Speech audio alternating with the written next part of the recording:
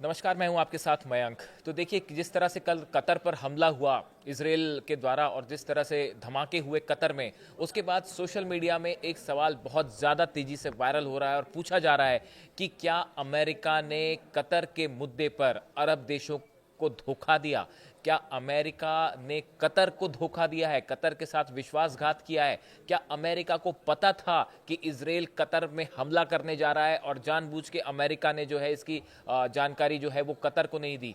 ये वो सवाल है जो कि सोशल मीडिया में चर्चा का और डिबेट का मुद्दा बने हुए हैं। देखिए, हम आपको पूरी घटनाक्रम बताते हैं कि कल जब कतर में हमला हुआ उसके चंद मिनटों के अंदर किस तरह से डेवलपमेंट हुए, ये बहुत इंटरेस्टिंग है। और साथ ही ये भी बड़ा सवाल है कि जिस तरह से ईरान की तरफ से अली खामनेई साहब की तरफ से जो बात अमेरिका को लेकर कही गई थी, अरब देशों को जो वार्निंग दी गई थी, क्या वो सही साबित हो रही है। देखिए, कल जब खबर आई कि कतर में जो है वो धमाके हुए हैं और इसराइल की तरफ से एयर स्ट्राइक हुई है, उसके बाद ये खबर आई कि क्या अमेरिका ने जो है वो कतर को जानकारी दी थी इस बारे में। ट्रंप ने कहा उन्होंने हमले का आदेश नहीं दिया था। इस हमले के बाद डोनाल्ड ट्रंप की तरफ से, व्हाइट हाउस की तरफ से जो बयान आया, ट्रंप ने कहा उन्होंने हमले का आदेश नहीं दिया था, लेकिन उनके सलाहकार ने कतर को आगाह किया था। ये स्टीव विटकॉफ की बात कर रहे हैं। लेकिन कतर ने अमेरिका के इस दावे को खारिज कर दिया है। देखिए, कतर के विदेश मंत्रालय के जो प्रवक्ता है माजेद अल अंसारी ने कहा कि कतर को सूचना देने का दावा गलत है। फोन तब आया जब कतर में धमाके शुरू हो गए थे।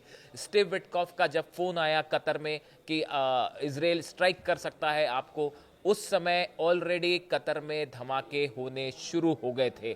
जब हमला हो चुका था उसके चंद मिनटों बाद अमेरिका की तरफ से, स्टीव विटकॉफ की तरफ से कतर को यह चेतावनी जारी की गई। देखिए, कतर की तरफ से कहा गया, the statements begin circulating about Qatar being informed of the attack in the advance are baseless. The call for a US official came during the sound of the explosions caused by the Israeli attack in Doha.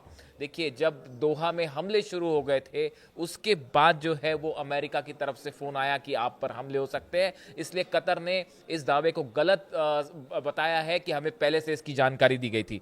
देखिए, कल जब ये हमले हो गए उसके बाद जब डोनाल्ड ट्रंप की तरफ से बयान आया, उन्होंने जो बात कही, उन्होंने कहा कि अमेरिका की सेना द्वारा सूचित किया गया था कि इजराइल हमास पर हमला कर रहा है, जो बहुत दुर्भाग्य से दोहा के एक हिस्से में स्थित था। डोनाल्ड ट्रंप ने ये बात मानी कि भाई अमेरिकी सेना ने उन्हें बताया था, व्हाइट हाउस एडमिनिस्ट्रेशन को बताया था कि इजराइल जो है वो हमास के एक ठिकाने पर हमला करने जा रहा है जो कि दोहा में है। ट्रंप आगे कह रहे हैं, मैंने तुरंत विशेष दूत स्टीव विटकॉफ को होने वाले हमले के बारे में कतर को सूचित करने का निर्देश दिया।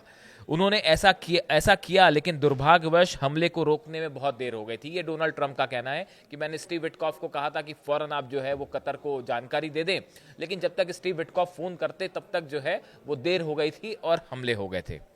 अब इसी बात को लेकर ये सवाल उठ रहा है, बड़े सारे सोशल मीडिया में जो है इस तरह की राय सामने आ रही है कि जानबूझ के अमेरिका की तरफ से देर से सूचना दी गई, ऐसा सोशल मीडिया पर चर्चाएं हो रही हैं। कई विदेश नीति के जानकार जो हैं वो ये बात कह रहे हैं कि भाई ये अमेरिका खुद चाह रहा था कि हमास के इन ठिकानों पर जो है वो दोहा में हमले हों, इसलिए देर से जानकारी दी गई।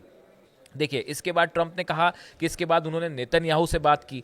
उन्होंने कहा, प्रधानमंत्री नेतन्याहू ने मुझसे कहा कि वह शांति स्थापित करना चाहते हैं। मेरा मानना है कि यह दुर्भाग्यपूर्ण घटना शांति के लिए एक अवसर के रूप में काम कर सकती है।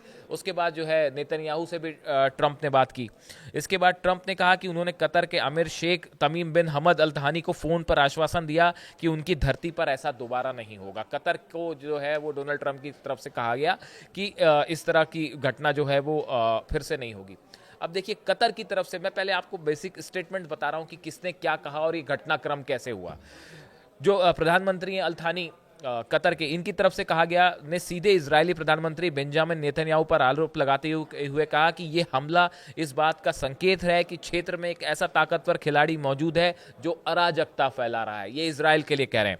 नेतन्याहू पूरे क्षेत्र को अपूर्णीय टकराव की ओर धकेल रहे हैं, एक बड़ी जंग की तरफ, एक बड़े टकराव की तरफ जो है वो पूरे मिडिल ईस्ट को धकेल रहे हैं, ऐसा कतर का कहना है। उन्होंने इसे अंतर्राष्ट्रीय कानून और नैतिक मूल्य दोनों के खिलाफ बताते हुए विश्वासघात करार दिया है, एक धोखा करार दिया है और जोर दिया कि कतर अब भी शांति स्थापना करने की प्रक्रिया में जुटा रहेगा।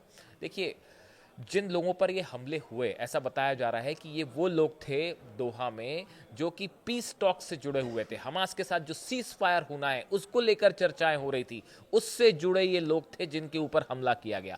जबकि हम इसराइल का कहना है कि ये हमास के लिए काम करने वाले लोग थे, और जो जेरूसलम में हमला हुआ या फिर इसराइल के जो सैनिकों पर हमला हुआ गाजा सिटी में और कई सारे इसराइली सोल्जर्स मारे गए, ये इसके लिए जिम्मेदार थे, इसलिए हमने इन्हें निशाना बनाया। लेकिन ये कहा जा रहा है कि ये वो लोग थे, अब कतर ने भी ये बात मानी है कि ये वो लोग थे जिन पे हमला किया जो पीस टॉक से जुड़े हुए थे। हमने पिछले वीडियो में इसका विस्तार से जिक्र भी किया कि इन्हें क्यों निशाना बनाया गया।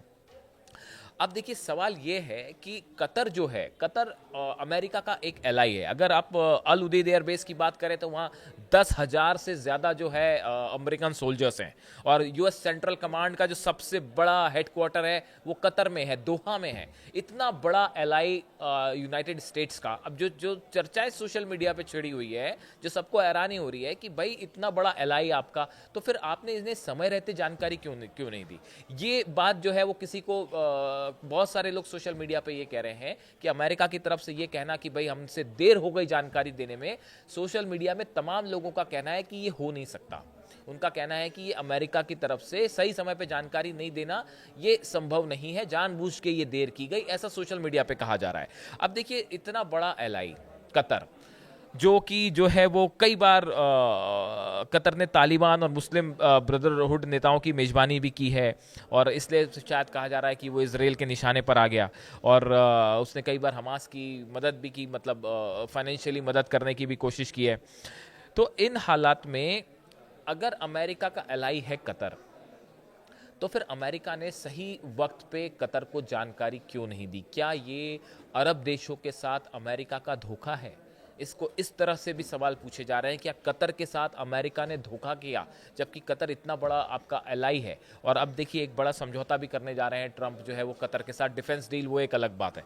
अब सवाल ये है कि देखिए, अभी कुछ वक्त पहले अली खामेनी साहब की तरफ से ये बात कही गई थी, जब ईरान के साथ न्यूक्लियर टॉक्स हो रही थी अमेरिका की, तब ईरान की तरफ से, अली खामेनी साहब की तरफ से ये बात कही गई थी कि भाई आप अमेरिका पर भरोसा नहीं कर सकते, क्योंकि अमेरिका के स्टेटमेंट सुबह कुछ होते हैं, दोपहर को कुछ होते हैं और शाम को कुछ होते हैं। उन्होंने ये बात न्यूक्लियर टॉक्स को लेकर कही थी।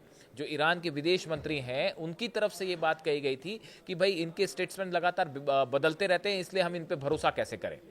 तो इन सूरत में, और देखिए ईरान की तरफ से बार बार ये बात भी कही जा रही है कि अमेरिका की किसी बात पे हम विश्वास नहीं कर सकते, क्योंकि जब तक हमको विश्वास पे नहीं लिया जाएगा तब तक हम न्यूक्लियर टॉक्स को आगे नहीं बढ़ा सकते। तो ये अमेरिका पे ट्रस्ट की बात को लेकर जो बार बार बात अली खामेनी साहब की तरफ से कही गई, जो ईरान की तरफ से कही गई, अब बहुत सारे लोगों का ये मानना है कि ये यहाँ पे सच साबित हुई है कतर के मामले में। अमेरिका अगर अलाई है, सच्चा अलाई होता कतर का, तो वो कतर को जानकारी देता कि आप पर हमला होने वाला है, या उस हमले को रोकने की कोशिश करता, लेकिन ऐसा नहीं हुआ। इसीलिए कई लोगों का ये कहना है कि ईरान जो कह रहा था, अली खामेनी साहब जो कह रहे थे, वो बात सच साबित हुई अमेरिका को लेकर। अमेरिका पर विश्वास नहीं हो सकता। कुछ लोग इसीलिए ये भी कह रहे हैं कि क्या अरब कंट्रीज़ को, अरब देशों में देखिए, चाहे सऊदी हो या कई और देश हैं जिनके जो है वो अमेरिका के साथ अच्छे टर्म्स हैं, अमेरिका के बेसेस भी हैं, 10 से ज़्यादा बेसेस हैं इन कंट्रीज़ में। क्या इन कंट्रीज़ को, कतर के नाम पे इन कंट्रीज़ को, इन मुस्लिम देशों को, अरब कंट्रीज़ के साथ भी अमेरिका ने धोखा किया है? कई लोग ये सवाल पूछ रहे हैं, सोशल मीडिया में ये ट्रेंड कर रहा है, आप चेक कर सकते हैं। तो इन सिचुएशन में एक बात ये उभर के सामने आ रही है, जो बार बार ये कहा जा रहा है कि क्या अब मुस्लिम देश क्या करेंगे?